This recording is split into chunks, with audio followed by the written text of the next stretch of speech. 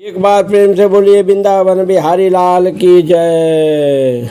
श्रोताओं, जो है ये भगवान श्री कृष्ण अर्जुन को गीता का ज्ञान दे रहे हैं। युद्ध की तैयारी हो गई है पूरी तरह, दोनों सेनाएं डटी हुई है। युद्ध के बीचों बीच जाके जो है रथ रोकवा देते हैं। अर्जुन भगवान रथ को रोक देते हैं क्योंकि अर्जुन का सारथी बने हुए हैं, और उन्हें उसी समय जो है ये अर्जुन को गीता का ज्ञान देते हैं। तो ये दिव्य ज्ञान जो है श्रोताओं, आइए आप लोग समझिए। कहने लगे भगवान जो है कि हे अर्जुन सुनो, जो अनन्य भाव से मेरे दिव्य स्वरूप का ध्यान करते हुए निरंतर मेरी पूजा करते हैं, उनकी जो आवश्यकताएं होती है उसे मैं क्या कर देता हूँ, पूरा कर देता हूँ। और जो कुछ उनके पास है उसकी रक्षा करता रहता हूँ। दोनों काम करते हैं श्रोताओं भगवान। कहने लगे कुंती पुत्र, जो लोग अन्य देवताओं के भक्त हैं और उनकी श्रद्धापूर्वक पूजा करते हैं, वास्तव में वे भी मेरी ही पूजा करते हैं, किंतु वे यह त्रुटिपूर्ण ढंग से करते हैं। ध्यान देना श्रोताओं, भगवान की ही पूजा समझिए कर रहे हैं। देवी देवताओं की अगर पूजा करते हैं, लेकिन वे किस ढंग से करते हैं, त्रुटिपूर्ण ढंग से करते हैं। अपने आप को भगवान श्री कृष्ण कह रहे हैं, मैं ही समस्त यज्ञों का एकमात्र भोक्ता तथा स्वामी हूँ। अतः जो लोग मेरे वास्तविक दिव्य स्वभाव को नहीं पहचान पाते वे नीचे गिर जाते हैं। फिर कह रहे हैं जो देवताओं की पूजा करते हैं वे देवताओं के बीच जन्म लेते हैं। जो पितरों के पूजते हैं पितरों के पास जाते हैं। जो भूत प्रेतों की उपासना करते हैं वे उन्हीं के बीच जन्म लेते हैं। ध्यान देना श्रोताओं, बहुत इम्पॉर्टेंट श्लोक है। गीता अध्याय 9 का 25वां श्लोक है जो है, यान्ति देवव्रता देवां पितृन्यान्ति पितृव्रताः अभूतानि यान्ति भूतज्या यान्ति मद्याजिनो माम। अर्थात श्रोताओं, जो देवताओं की पूजा करते हैं देवताओं के वे बीच जाएंगे। जो पितरों करेंगे पितरों के पास। जो भूत प्रेतों करेंगे वे भूत के में जन्म लेंगे।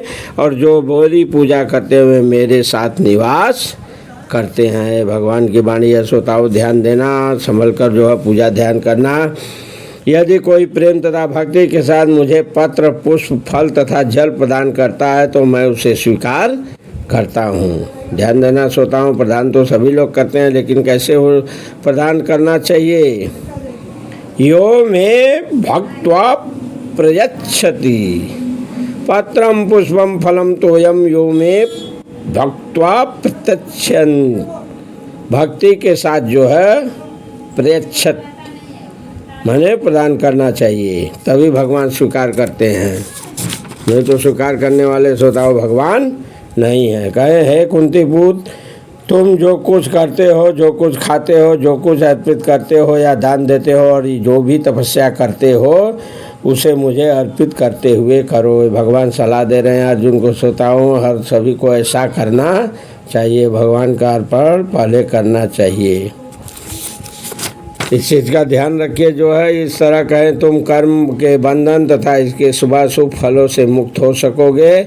इस संन्यास योग में अपने चित्त को स्थिर करते हुए तुम मुक्त होकर मेरे पास आ सकोगे।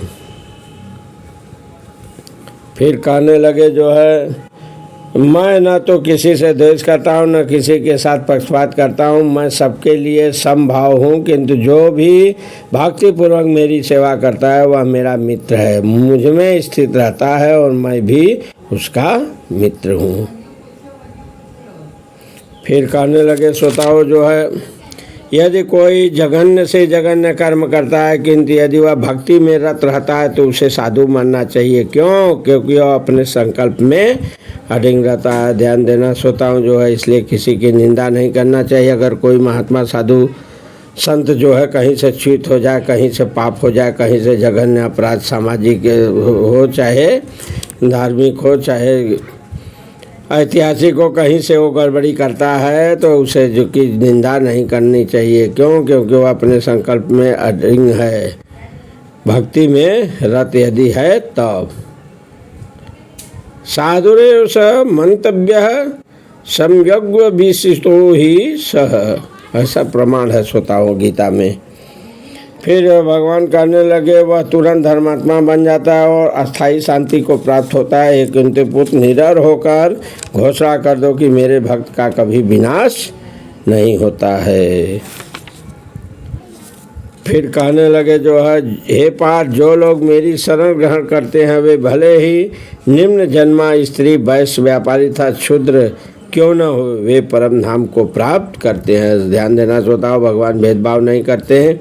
कोई भी हो जो है, अगर भगवान के शरण में आ गया तो फिर जो है वो भगवान के धाम को प्राप्त हो जाएगा। ये नहीं कि स्त्री है या ये वैश्य है या ये पुरुष है या ये क्षुद्र है, ऐसा कोई बात नहीं है। व्यापारी हो चाहे श्रमिक हो चाहे जो हो, अगर भगवान के शरण में गया तो फिर जो है वो मुक्त हो गया, भगवान के धाम जाएगा श्रोताओ। फिर उसे आवागमन नहीं होगा, कुछ करना धरना नहीं रह जाएगा। नहीं तो जैसे इस समय चल रहे हैं इसी तरह इससे भी और स्थिति खराब होगी और ज़्यादा इससे संकट में पड़ सकते हैं। फिर कहने लगे, धर्मात्मा ब्राह्मणों भक्तों था राजस्वियों के लिए तो कहना ही क्या है। अतः इस क्षणिक दुखमय संसार में आ जाने पर मेरी प्रेमा भक्ति में अपने आप को लगा लो। अपने मन को मेरे नित्य चिंतन में लगाओ। मेरे भक्त बनो, मुझे नमस्कार करो, मेरी ही पूजा करो। इस प्रकार मुझ में पूर्णतया तल्लीन होने पर तुम निश्चित रूप से मुझको प्राप्त होगे। भगवान कह रहे हैं मेरी जो है चिंतन करिए, मेरा ही भक्ति करिए, मुझे जो है नमस्कार करिए और मेरी ही पूजा करिए, तब मेरे धाम को आप जा सकेंगे। ये गीता अध्याय 9 का अंतिमवा श्लोक है, बहुत इम्पॉर्टेंट है। भगवान के धाम में अगर जाना है तो ऐसा कुछ करना है जैसा भगवान बताए थे अर्जुन को, वैसा हम सबको भी करना चाहिए। समय का अभाव है, कथाएं पर विराम दी जाती है। चैनल को लाइक कीजिए, सब्सक्राइब कीजिए। चैनल का नाम है जीवन मुक्त कथाएं। तो एक बार प्रेम से बोलिए श्री कृष्ण भगवान की जय।